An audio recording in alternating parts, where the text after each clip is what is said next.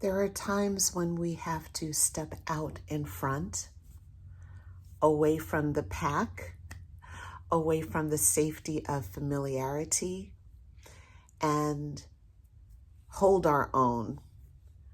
Stand in what we believe, stand in what we know, stand in what we're called to do or say, and find a way to survive that.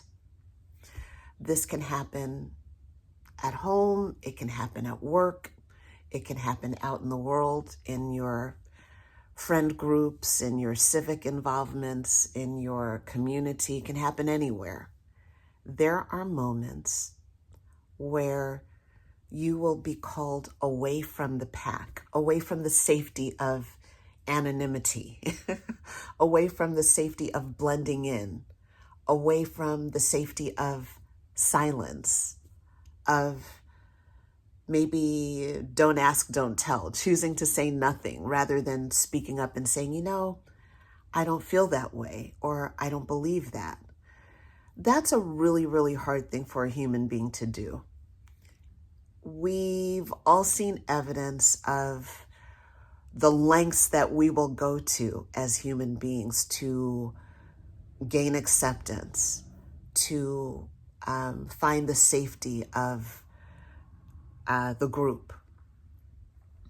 And then we have the people who are living life probably in the opposite way, where they find vitality or meaning or maybe safety. I wouldn't know because I'm not one of those people.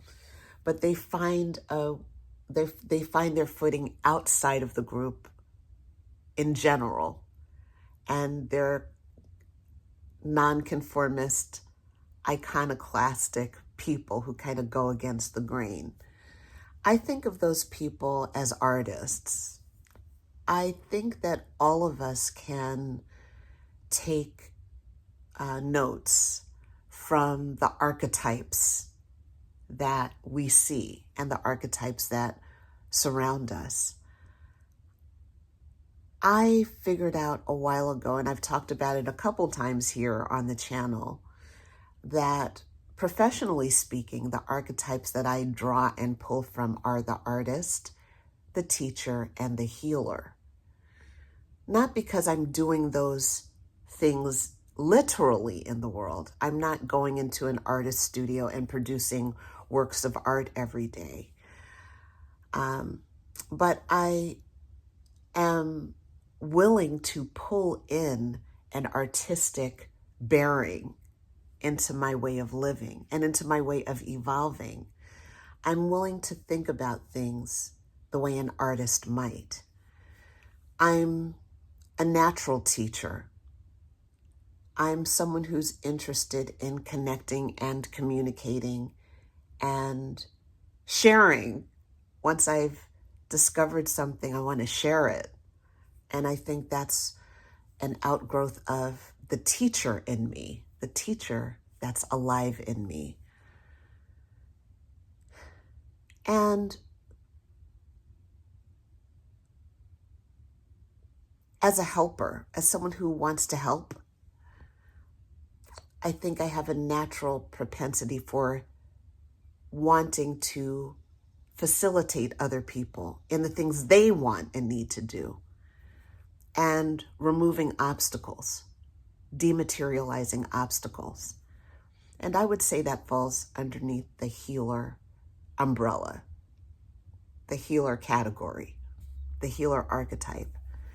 That word is really, really problematic, but I like it because, I feel like when we talk about big, chunky archetypes, it's important to use words that people understand, that I understand, that we understand, that collectively we understand, and that we can immediately connect to.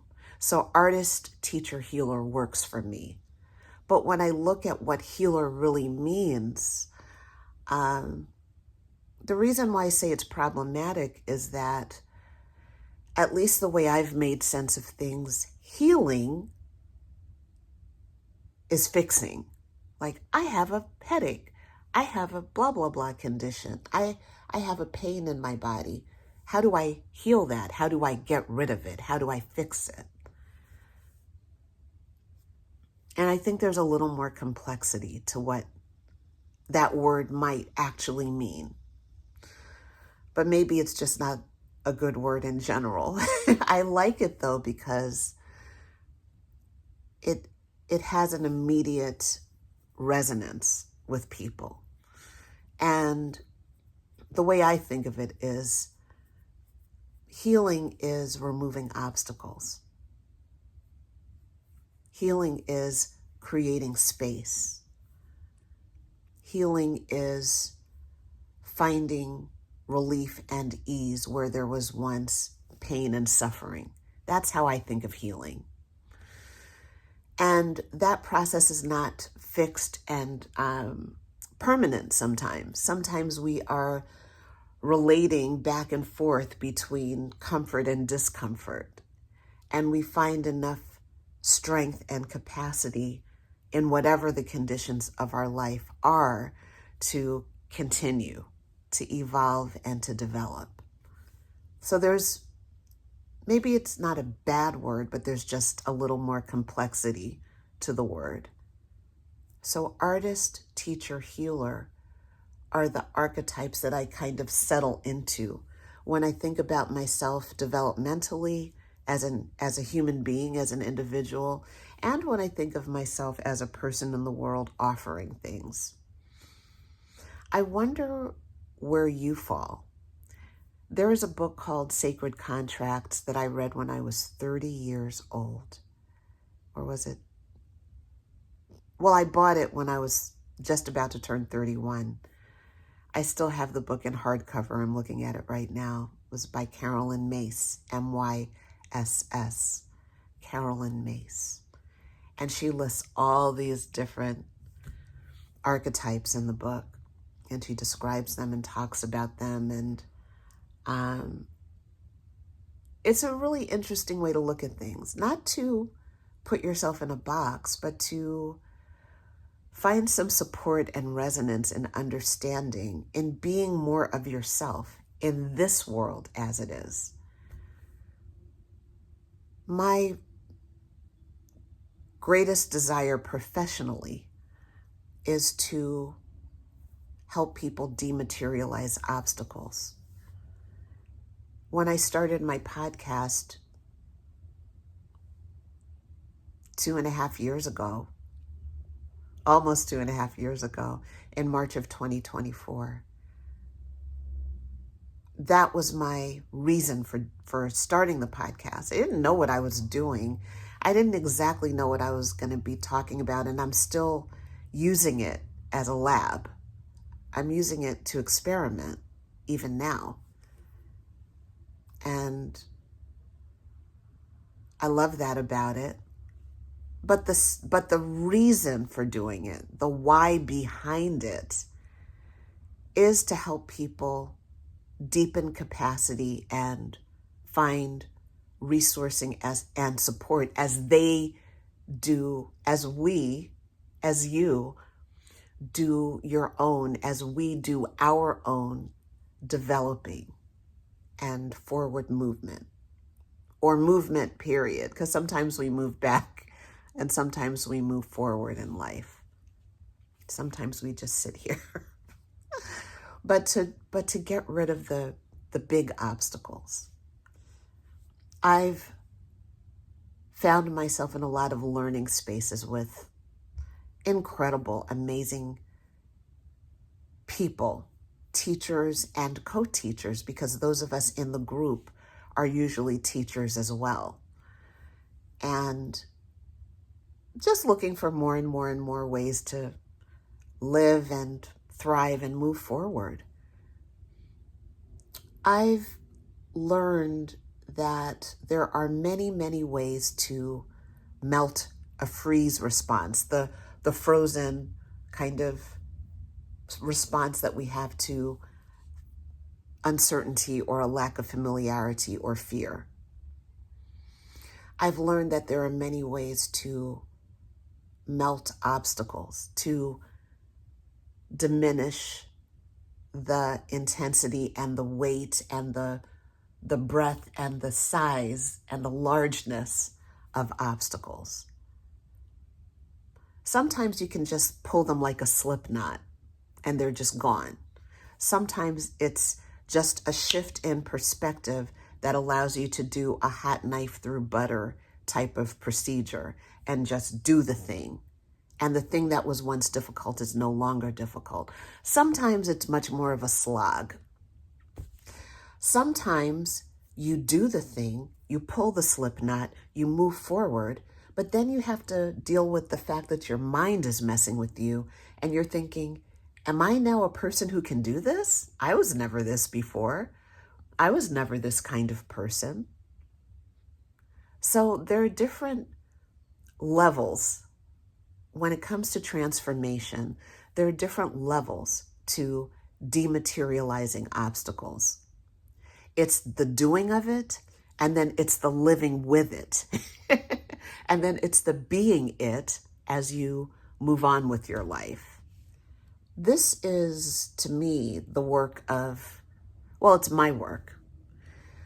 And it's the work of landing, arriving. It's the work of feeling. It's the work of sensing. One of the really helpful discoveries that I've made this year is that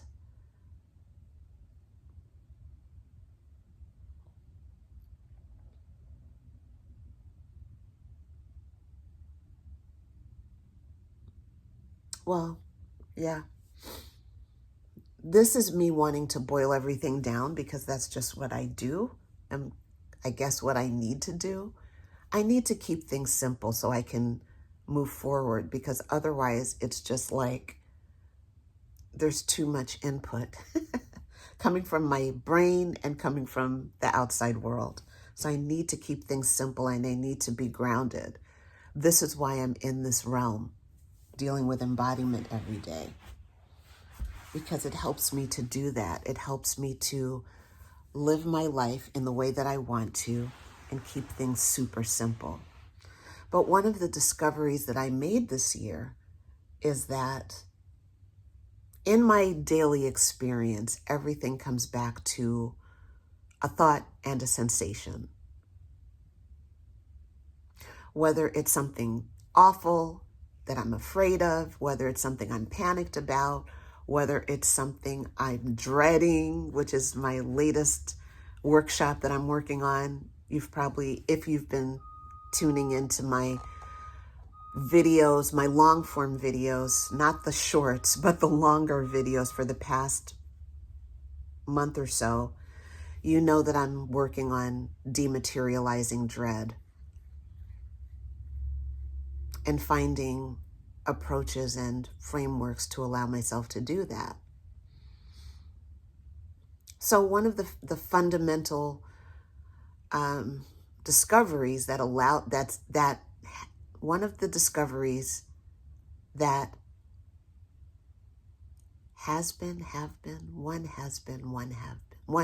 one of the discoveries that has been allowing me to dematerialize dread and obstacles is this understanding that in any given moment, I am having a thought and having sensations. If I can remember that, I can drop my shoulders, wiggle my toes, take a breath, relax my body, and orient myself to the task at hand completely differently. This is nervous system work. I can say that after 5 years, and after noticing pretty quickly, after the first year, I began to notice that my startle response was changing. And certainly 5 years in, I have evidence that my startle response is changing. So when I approach something that I'm afraid to do, typically, I feel the physicality of the freeze response. I feel my heart pounding. I feel my palms might sweat, heavy limbs, clenching in the jaw. However, now I'm finding that I can move a little bit more. I'm finding that the heart doesn't pound as heavily or at all in certain cases.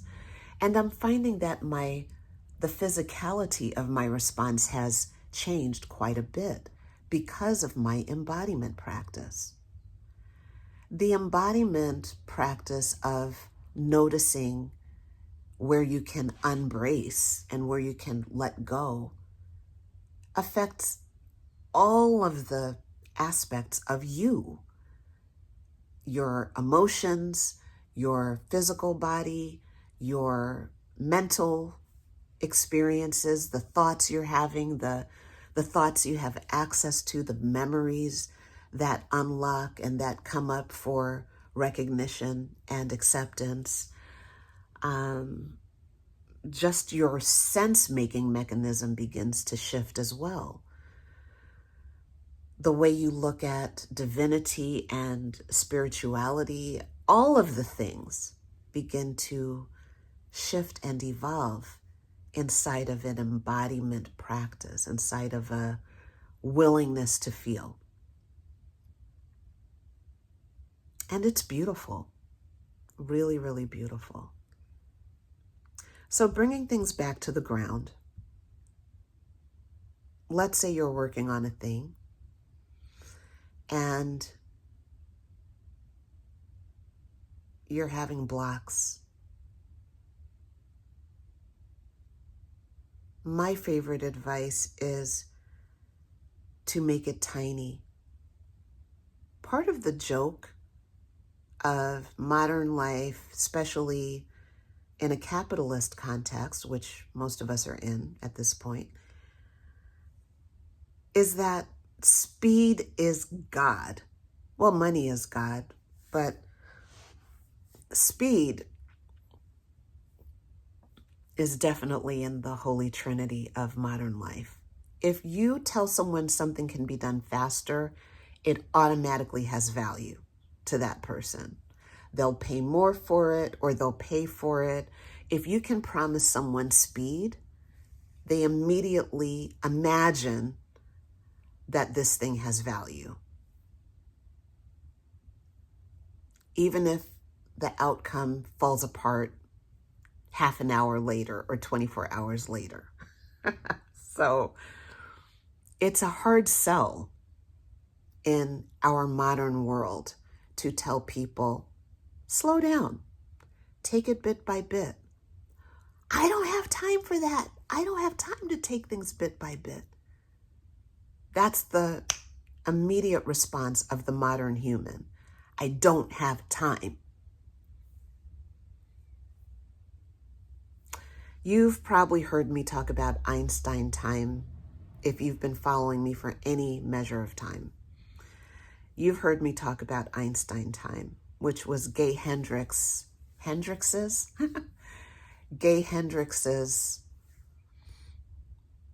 explanation of Einstein's theory of relativity and his interpretation of the perceptual nature of time. We have time.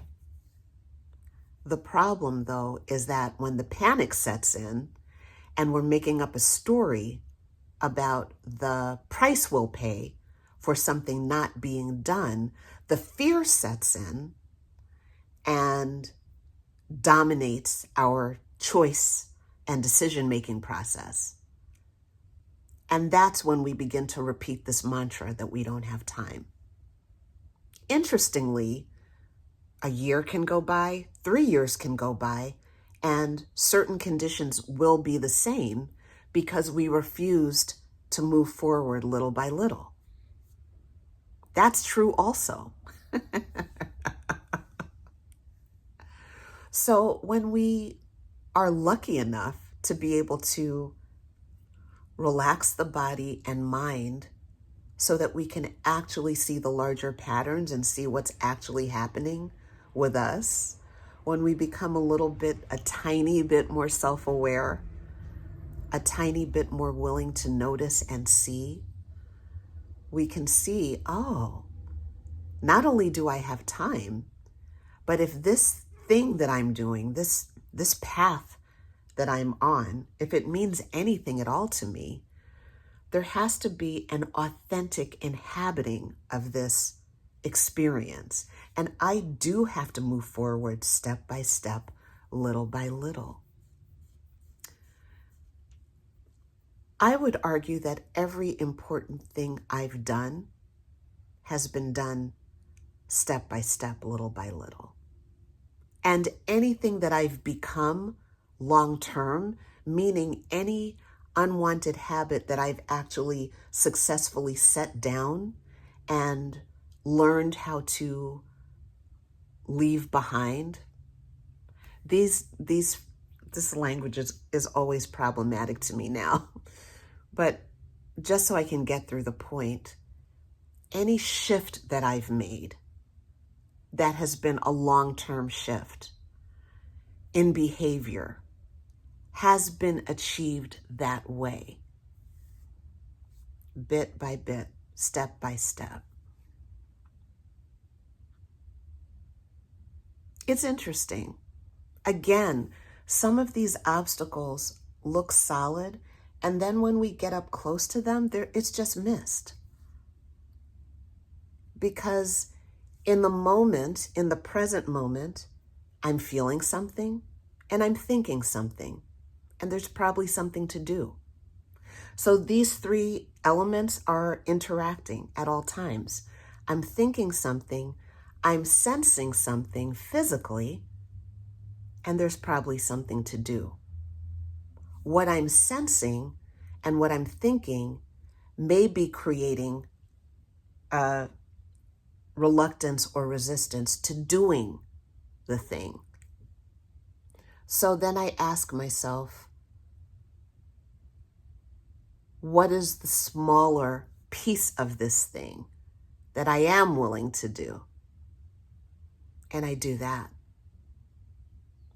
Then time goes on and I splash water on my face, or I take a shower, or I soak my hair with water, or water's usually involved. When I reach a moment of clarity, usually there's water involved.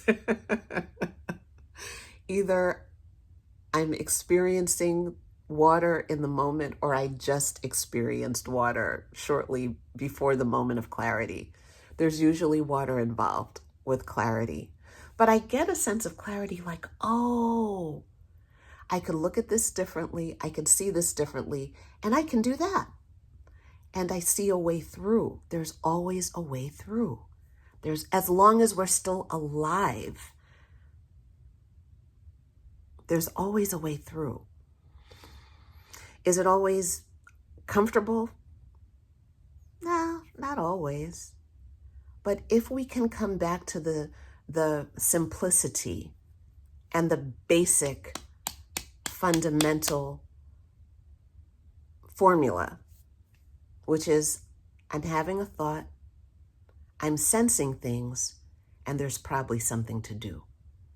If I can come back to that and settle into that, then I can continue. I can move forward. I can keep going. Earlier this year, I had the thought, if I can move 1 millimeter forward, that's fine. As long as I'm not going in my hamster wheel, running in place circle, as long as I'm not doing that, I'm happy. Give me 1 millimeter going this way and I'm happy. That was the language I was using earlier this year. And hey, it's working. There are times where you can, there are times in life where you do get the 4 green lights and you're like, wow, I just got 4 green lights in a row. There are the times where you pull the slip knot and you're like, oh, that was all? Or there are times where you just do the hot knife through butter.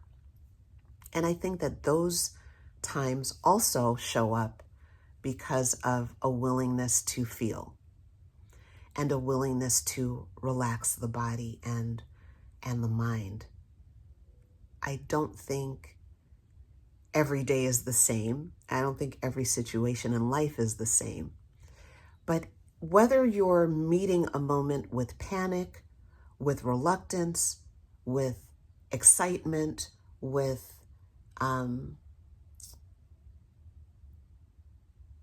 what's the word I'm looking for? When you're really looking forward to anticipation, regardless of how you're meeting the moment, whether it's a feeling that you would deem positive or negative, there's a thought, there's a sensation, and there's probably something to do.